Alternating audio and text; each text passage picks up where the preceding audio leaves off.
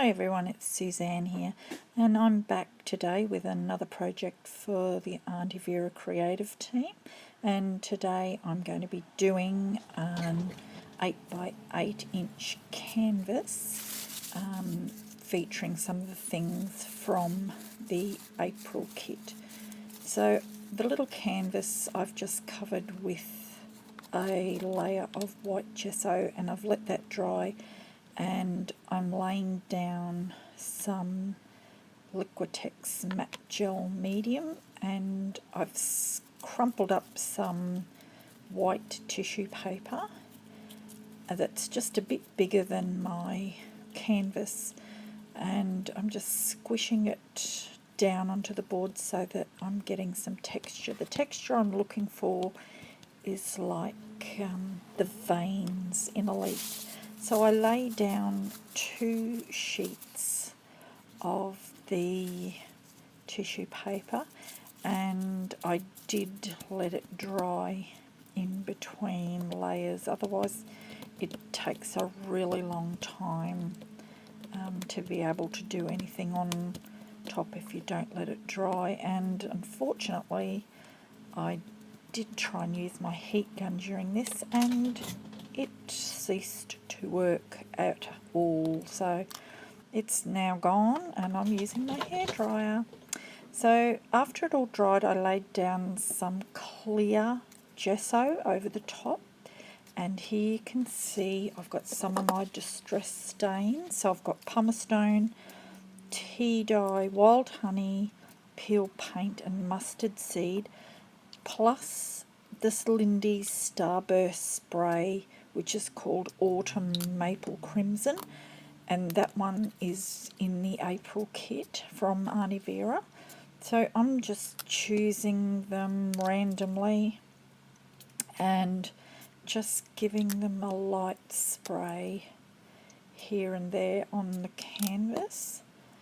And unfortunately this Lindy's, I don't know whether it's because I didn't shake it up well enough, but it kind of just come out in big splodges, but I wiped a bit up, so what you didn't see there is me drying it with my supersonic hair dryer.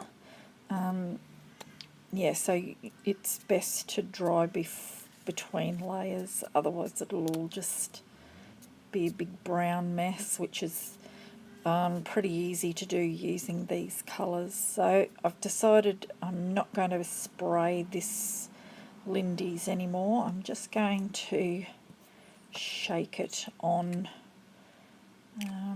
and I get a better result just doing it that way, just splashing it on from the end of the tube. And that's what it looks like when it dried. When that does dry, it goes a bit lighter. What you don't see, unfortunately, is I went around the edge with some of my archival inks with an orange and then a brown to give it a distinct border. So here I've got some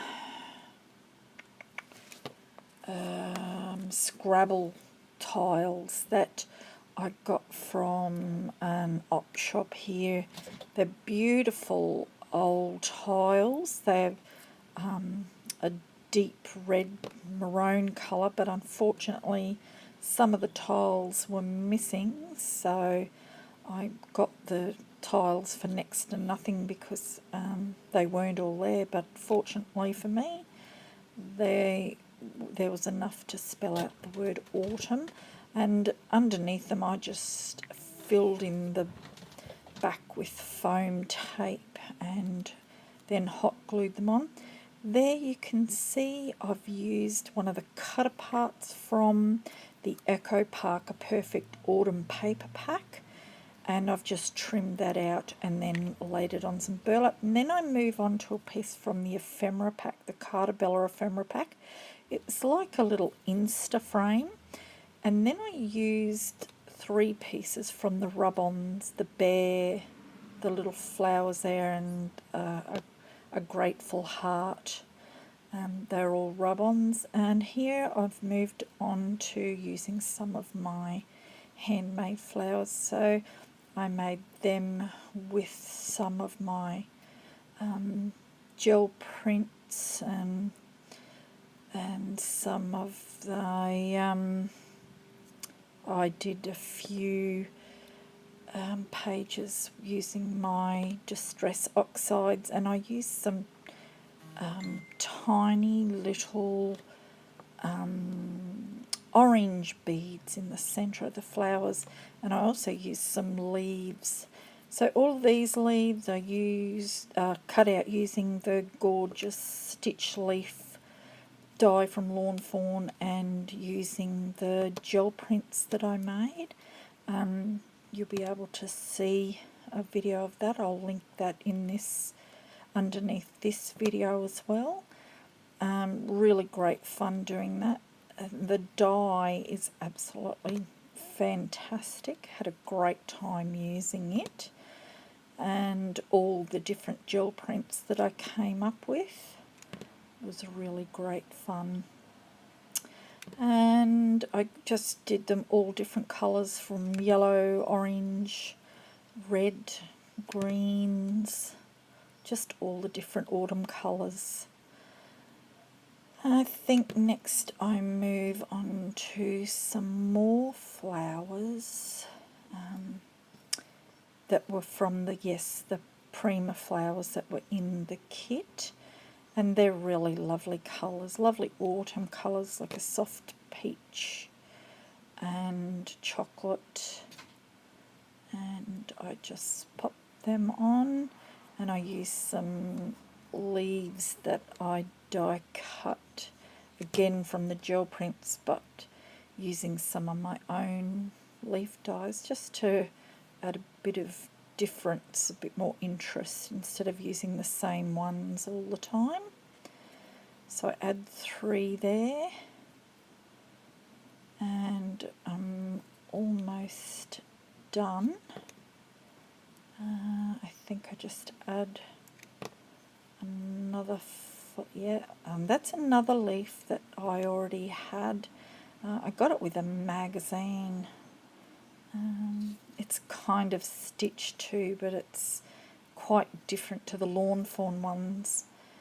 And I just add another one of the Prima flowers up in the corner, and I use a couple more leaves and a tiny little button into the other corner, just to balance it all out. And that completes the project. There will be some still shots at the end that just kind of show you that the texture that I achieved using that tissue paper. So thanks for watching, and I hope you enjoyed it. Yeah, see there, you can kind of see it, but you'll see the texture better in these still photos. Yep, just there you can kind of see what I tried to achieve. So again, thank you for watching, and if you haven't done so already, I'd really like it if you could like this video, and if you haven't already, if you could subscribe, that would be awesome. Thank you for watching, and I'll see you next time. Bye for now.